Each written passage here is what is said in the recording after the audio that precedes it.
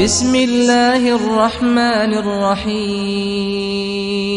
السلام علیکم ورحمۃ اللہ وبرکاتہ۔ امیر المؤمنین حضرت علی رضی اللہ عنہ کا مختصر واقعہ بیان کر رہے ہیں۔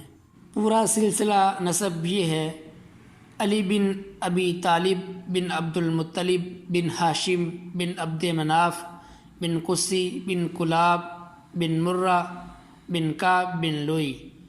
چونکہ ابو طالب کی شادی اپنے چچا کی لڑکی سے ہوئی تھی، اس لیے حضرت علی رضی اللہ عنہ نجیب الطرفین ہاشمی اور نبی صلی اللہ علیہ وآلہ وسلم کے حقیقی چچا زاد بھائی تھے۔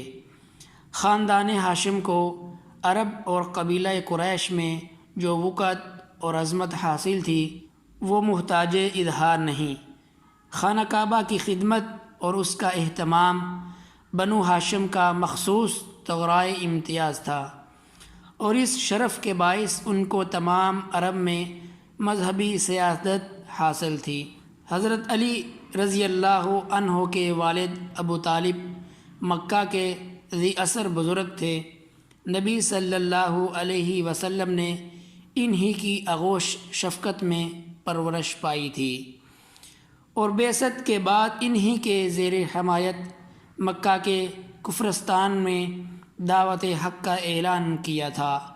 ابو طالب ہر موقع پر آپ صلی اللہ علیہ وسلم کے سینہ پر سپر رہے، اور سرور کائنات نبی صلی اللہ علیہ وسلم کو کفار کے پنجہ ظلم و ستم سے محفوظ رکھا۔ مشرکین قریش نے رسول اللہ صلی اللہ علیہ وسلم کی پشت پناہی اور حمایت کے باعث ابو طالب اور ان کے خاندان کو طرح طرح کی تکلیفیں پہنچائیں۔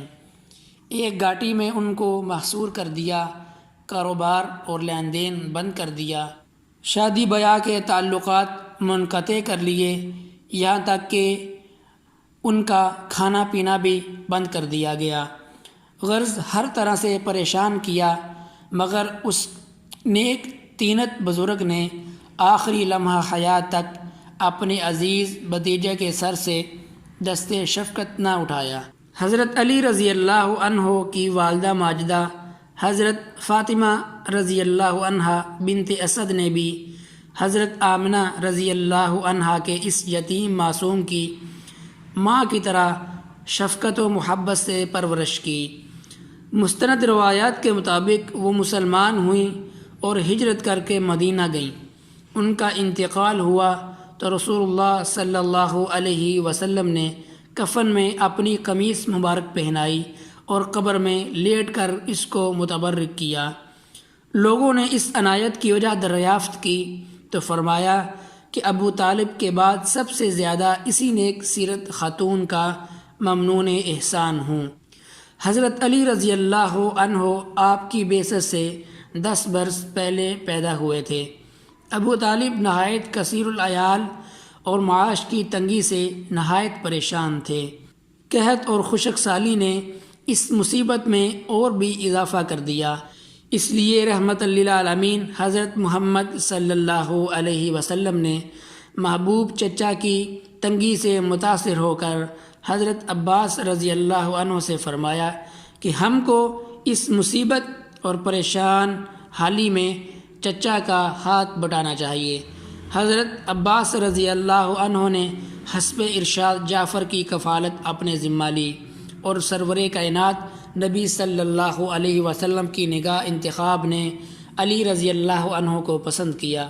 اسلام قبول کرنے کے بعد حضرت علی رضی اللہ عنہ کی زندگی کے 13 سال مکہ معظمہ میں بسر ہوئے۔ چونکہ وہ رات دن سرور کائنات صلی اللہ علیہ وسلم کے ساتھ رہتے تھے، اس لیے مشورہ کی مجلسوں میں، تعلیم و ارشاد کے مجمعوں میں، کفار اور مشرکین کی مباحثوں میں، اور معبود حقیقی کی عبادت کے موقعوں پر غرض ہر قسم کی صحبتوں میں شریک رہے۔ حضرت عمر رضی اللہ عنہ کے اسلام قبول کرنے سے پہلے سرزمین مکہ میں مسلمانوں کے لیے اعلانیہ خدا کا نام لینا اور اس کی عبادت کرنا تقریباً ناممکن تھا۔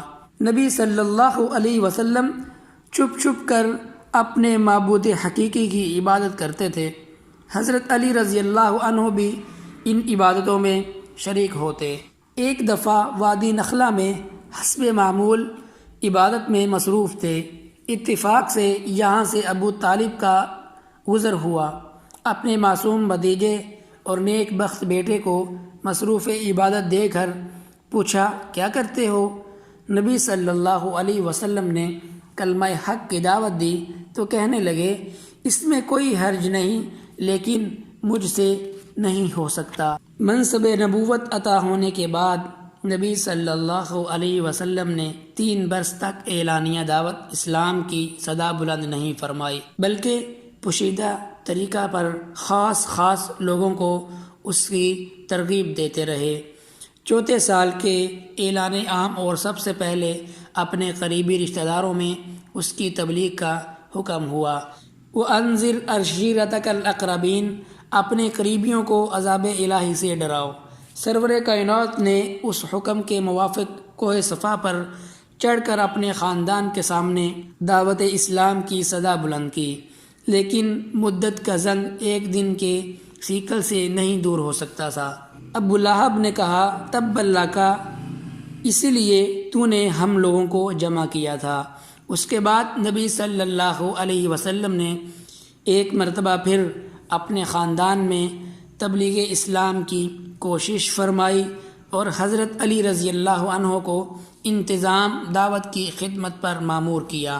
حضرت علی رضی اللہ عنہ کی عمر اس وقت مشکل سے 14-15 برس کی تھی، لیکن انہوں نے اس کم سنی کے باوجود نہایت اچھا انتظام کیا۔ دسترخوان پر بکرے کے پائے اور دودھ تھا۔ دعوت میں کل خاندان شریک تھے، جن کی تعداد 40 تھی۔ حضرت حمزہ رضی اللہ عنہ، عباس، ابو لہب اور ابو طالب بھی شرکاء میں تھے۔ لوگ کھانے سے فارغ ہو چکے تو نبی صلی اللہ علیہ وسلم نے اٹھ کر فرمایا، یا بنی عبد المطلب، خدا کی قسم میں تمہارے سامنے دنیا آخرت کی بہترین نعمت پیش کرتا ہوں، بولو تم میں سے کون اس شرط پر میرا ساتھ دیتا ہے اور میرا معاون مددگار ہوگا؟ اس کے جواب میں سب چپ رہے، صرف شیر خدا علی المرتضیٰ کی آواز بلند ہوئی، میں عمر میں سب سے چھوٹا ہوں اور مجھے اشوب چشم کا عرضہ ہے اور میری ٹانگیں پتلی ہیں، تاہم میں آپ کا یار اور دستے بازو بنوں گا اور آپ کا مددگار بنوں گا۔ نبی صلی اللہ علیہ وسلم نے فرمایا، اچھا تم بیٹھ جاؤ، اور پھر لوگوں سے خطاب فرمایا، لیکن کسی نے جواب نہ دیا۔ حضرت علی رضی اللہ عنہ پھر اٹھے۔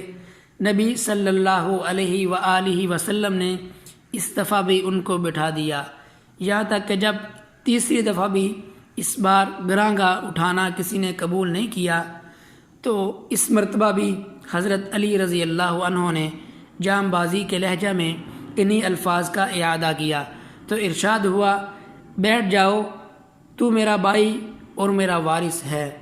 حضرت علی رضی اللہ عنہ نبی صلی اللہ علیہ وسلم کے تشریف لے جانے کے بعد 2 یا 3 دن مکہ میں مقیم رہے اور نبی صلی اللہ علیہ وسلم کی ہدایت کے مطابق جن لوگوں سے آپ صلی اللہ علیہ وسلم کا کاروبار اور لین دین تھا ان کے معاملات سے فراغت حاصل کی اور تیسرے یا چوتھے دن وطن کو خیر آباد کہہ کر عازم مدینہ ہوئے۔